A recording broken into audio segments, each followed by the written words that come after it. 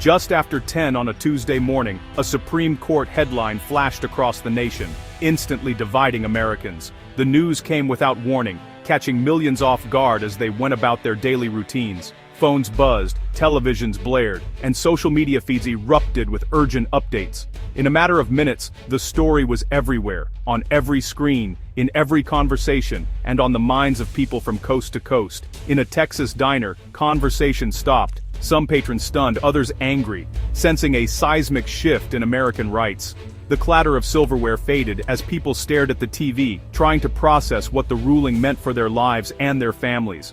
For some, it felt like a betrayal, a sudden loss of freedoms they had always taken for granted. For others, it was a call to action, a moment that demanded a response. Meanwhile, in a Chicago suburb, mothers at a park cheered, one tearfully calling it a long-awaited victory for public safety. Their children played nearby, unaware of the significance, as parents hugged and shared the news with friends and family. For these women, the decision represented hope, a chance for safer neighborhoods, and a future where their kids could grow up without fear.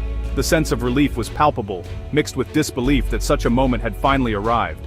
Online, the news exploded into a storm of hashtags and heated arguments. Within minutes, trending topics emerged, with people from all walks of life weighing in. Some shared personal stories, others posted memes or statistics, and many simply vented their frustration or celebrated their joy. The digital divide mirrored the one unfolding in real life, as friends, families, and strangers clashed in comment sections and group chats. Gun rights advocates decried the decision as a betrayal of the Second Amendment, vowing resistance. Rallies formed outside courthouses and city halls, with passionate speeches and homemade signs. Many saw the ruling as an attack on their identity and their way of life, promising to fight back through protests, petitions, and political action. The sense of urgency was unmistakable, as leaders called for unity and resolve. Gun control supporters hailed the unanimous verdict as a landmark for common sense and public health. They gathered in celebration, some wiping away tears, others embracing strangers who shared their relief. For them, this was more than a legal victory. It was a validation of years of advocacy, marches, and difficult conversations. The hope was that this decision would mark the beginning of real change, saving lives and reshaping communities. Both sides saw the ruling as a defining moment, either a dangerous overreach or a crucial step toward safety. The courthouse steps became a stage for confrontation and celebration, with emotions running high. Protesters and supporters faced off, their voices echoing across the plaza, each convinced of the righteousness of their cause. The nation watched, knowing that this was only the beginning of a much larger battle. The country was split, but one thing was clear: the debate over guns had entered a new era. The Supreme Court's decision had drawn a line in the sand, forcing Americans to confront their deepest beliefs about rights, safety, and the future of their nation. As the dust settled, everyone knew that the conversation was far from over, and that the morning the news broke would be remembered for years to come. The case, United States versus Himani, began with a Texas man found with a gun and small amounts of drugs during an FBI search. Himani wasn't accused of violence, but was charged under a federal law barring gun ownership for unlawful drug users. His lawyers argued this violated his Second Amendment rights, citing the Supreme Court's Bruin decision, which demanded gun laws align with historical tradition. Lower courts split, some siding with Himani, others upholding the law, forcing the Supreme Court to intervene. The government argued the law was a necessary temporary restriction for public safety, rooted in the tradition of disarming those deemed dangerous. The stage was set for a showdown over the meaning of the Second Amendment in modern America. Before the Supreme Court, Himani's lawyers presented a forceful case, arguing that the law in question unfairly punished all drug users, regardless of their actual behavior or threat to society. They contended that the statute cast too wide a net, ensnaring individuals who posed no real danger, and treating them the same as those who might be genuinely risky. The defense emphasized that the law failed to distinguish between people who had only experimented with drugs and those with a history of violence or reckless conduct. In their view, this blanket approach violated fundamental rights by assuming guilt or risk without evidence. They pointed out that, historically, there was no precedent for such a sweeping ban on gun ownership based solely on drug use. The lawyers referenced centuries-old legal texts and prior court decisions, arguing that the founders never intended for such broad restrictions. The defense further argued that the law ignored important differences between casual, nonviolent drug use and conduct that actually posed a threat to public safety. They urged the court to recognize that not all drug users are dangerous, and that the law should reflect this nuance. In response, government attorneys countered that disarming those impaired by illegal drugs was consistent with a long tradition of keeping weapons out of the hands of people considered dangerous, or irresponsible. They argued that the state has a duty to protect the public from potential harm. The government insisted that the restriction was not permanent. They explained that individuals could regain their rights if they demonstrated sobriety and a commitment to lawful behavior, framing the law as a temporary safeguard rather than a lifelong penalty. Throughout the hearing, the justices pressed both sides with tough questions. Should habitual drug users have unrestricted access to firearms, or does the government have a legitimate interest in imposing limits for the sake of public safety?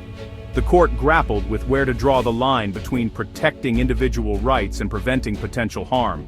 The justices debated how to balance constitutional freedoms with the need to address real-world risks. At the heart of the debate was the challenge of balancing personal liberty with the collective responsibility to ensure public safety. Both sides presented compelling arguments, highlighting the tension between individual autonomy and societal protection. The arguments revealed just how complex it is to apply centuries-old constitutional principles to modern issues like drug use and gun rights. The case forced the court to confront difficult questions about the limits of government power and the meaning of the Second Amendment in today's world. As the nation watched and waited for the court's answer, the outcome promised to shape the future of both gun rights and drug policy in America. In a rare unanimous decision, the Supreme Court upheld the federal law. The justices agreed, the Second Amendment protects gun rights, but not for those actively breaking the law with ongoing drug use. The court found historical support for disarming people considered dangerous or untrustworthy, like habitual drunkards. The ruling clarified, the law targets current, not past, illegal drug use, and simultaneous possession of drugs and guns creates a clear risk. The decision reaffirmed the Bruin test, but allowed for modern applications rooted in historical principles. Both conservative and liberal justices found common ground in this narrow, targeted exception. The verdict was powerful, pragmatic, and set a new standard for gun law debates. The Supreme Court's ruling sent shockwaves through the country, instantly deepening the already sharp divide over gun rights. Across cities and small towns, Americans reacted with a mix of disbelief, anger, and relief. For many, the decision felt like a turning point, one that would shape the future of public safety and personal freedom for years to come. Supporters, like Sarah, a teacher who has witnessed the devastating impact of gun violence firsthand, called the ruling a necessary step to prevent future tragedies. For Sarah and others who have lost loved ones or lived through school lockdowns, the decision offered hope that stronger measures could finally be taken to protect students and communities. They believe it's a chance to save lives and create safer environments for everyone. Doctors and advocates from across the nation praised the decision, describing it as a logical balance between individual rights and collective responsibilities. Medical professionals, who often see the consequences of gun violence up close, argued that the ruling could help reduce injuries and deaths. Advocacy groups emphasized that responsible regulation is not about taking away rights, but about ensuring safety for all Americans. Opponents like David from rural Montana saw the ruling as a dangerous erosion of the Second Amendment and a slippery slope toward more government control. For many in rural communities, gun ownership is a deeply held tradition and a symbol of independence. They worry that new restrictions could threaten their way of life and undermine constitutional freedoms. Many Americans express concern that the ruling created new categories of citizens who could be stripped of their rights without proper due process. Civil liberties advocates warned that such measures could set a precedent, making it easier for the government to take away rights from other groups in the future. The fear of losing fundamental protections weighed heavily on their minds. Critics also argued that the law unfairly targets people for nonviolent behavior, especially in states where marijuana is legal locally but remains illegal at the federal level. They pointed out that individuals who follow state laws could still face harsh penalties, raising questions about fairness and equal treatment under the law. The debate raged on in homes, schools, and public squares, with both sides fearing for their safety and their freedoms. Families gathered around kitchen tables discussing what the ruling might mean for their children's future. In town halls and online forums, passionate arguments erupted, reflecting the deep emotions and high stakes involved. The Supreme Court's decision became a new rallying point in America's ongoing gun debate, igniting fresh conversations about rights, responsibilities, and the kind of country Americans want to build together.